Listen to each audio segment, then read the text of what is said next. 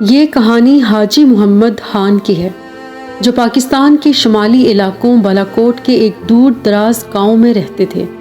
وہ ایک زمیندار اور محنتی انسان تھے جن کی پوری زندگی کھیتی باڑی اور ایمانداری پر مبنی تھی۔ ان کا خاندان بھی گاؤں کے لوگوں کی طرح سادہ اور خوشحال زندگی گزار رہا تھا۔ حاجی صاحب کی بیوی زینت بیگم ایک محبت کرنے والی اور ایک مشفق ماں تھی جو اپنے دونوں بچوں 14 سالہ بیٹے اشرف اور 10 سالہ بیٹی عائشہ کی پرورش میں مصروف تھی۔ حاجی صاحب کے کھیت میں سبزیوں اور پھلوں کی پیداوار ہوتی تھی اور وہ ان کے ذریعے اپنے خاندان کی ضروریات پوری کرتے تھے۔ ان کی زندگی میں کوئی بڑی آسائشیں نہیں تھی مگر ان کے دلوں میں سکون اور اطمینان تھا۔ حاجی صاحب ہر شام اپنے بچوں کے ساتھ وقت گزارتے، ان سے محبت سے باتیں کرتے اور انہیں زندگی کے اہم سبق سکھاتے۔ وہ بچوں کو سکھاتے کہ محنت، ایمان اور سچائی ہی زندگی کے سب سے بڑے اصول ہیں۔ ایک خوبصورت صبح 8 اکتوبر 2005 کی صبح بالکل معمول کے مطابق تھی۔ حاجی صاحب اپنے معمول کی زندگی میں مصروف تھے۔ وہ اپنے کھیت میں کام کر رہے تھے جبکہ ان کی بیوی اور بچے گھر کے اندر روزمرہ کے کاموں میں مشغول تھے۔ کسی کو بھی یہ احساس نہیں تھا کہ معمول کی صبح قیامت میں بدلنے والی ہے۔ دن تقریباً 11 بجے کا وقت تھا جب اچانک زمین زور زور سے ہلنے لگی۔ حاجی صاحب نے حیرانی سے دیکھا کہ پہاڑوں سے بڑے بڑے پتھر گر رہے ہیں اور ہر طرف عجیب شور مچ گیا ہے۔ چند لمحوں کے اندر زمین ہلتی چلی گئی اور اس کی شدت اتنی زیادہ تھی کہ لوگوں کو سنبھلنے کا موقع تک نہ ملا۔ حاجی صاحب نے جب یہ منظر دیکھا تو فوراً اپنی جھونپڑی نما گھر کی طرف دوڑے۔ حاجی صاحب کے گھر پہنچنے سے پہلے ہی زلزلے سے شدید جھٹکوں نے ان کا پورا گھر زمین بوس کر دیا، جہاں کچھ لمحے پہلے ان کی خوشحال زندگی بستی تھی اب وہاں ملبے کا ڈھیر تھا۔ حاجی صاحب کی سانسیں تیز ہو گئی، ان کے ہاتھ کانپنے لگے اور وہ بے چینی کے عالم میں ملبے کے نیچے دبے اپنے پیاروں کو پکارنے لگے، زینت، اشرف، عائشہ، مگر کوئی جواب نہ آیا۔ حاجی صاحب کو اپنی بیوی اور بچوں کی آواز سننے کی امید تھی مگر ہر طرف خاموشی تھی۔ ان کے دل میں خوف اور بے بسی کا احساس گہرا ہو چکا تھا۔ انہوں نے اپنے ہاتھوں سے ملبہ ہٹانا شروع کیا۔ انہیں ہر پل یہی ڈر تھا کہ کہیں ان کے پیارے اس ملبے کے نیچے دم نہ توڑ چکے ہوں۔ کئی گھنٹوں کی مایوسی اور بے بسی کے بعد اچانک ملبے کے نیچے سے کمزور سی آواز آئی، ابا میں یہاں ہوں، مجھے بچا لو۔ یہ ان کا بیٹا اشرف تھا جو ابھی زندہ تھا مگر ملبے تلے بری طرح پھنسا ہوا تھا۔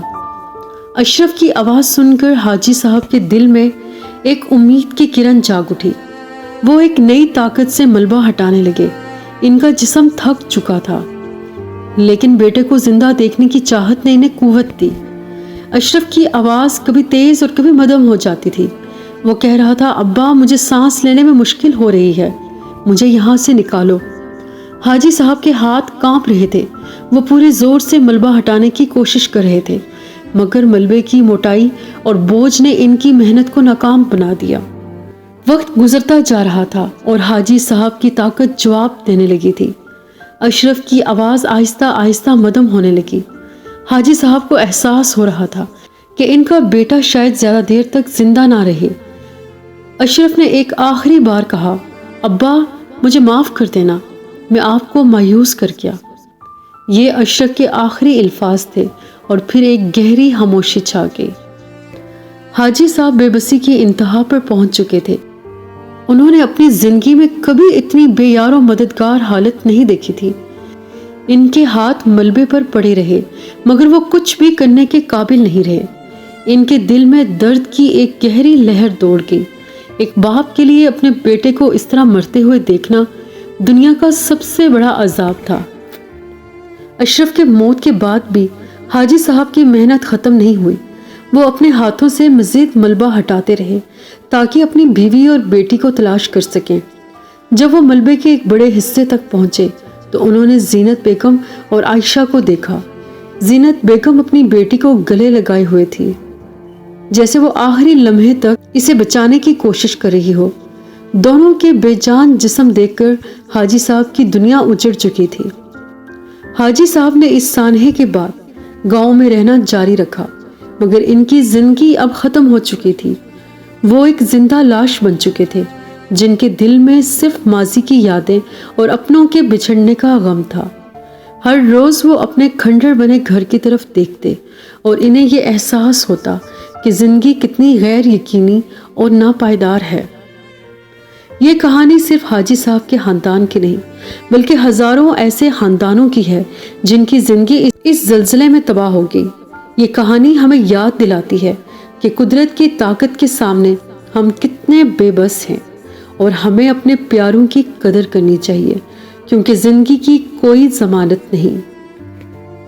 ویڈیو پسند آئے تو چینل کو لائک، شیئر اور سبسکرائب کر دیں۔ اللہ حافظ۔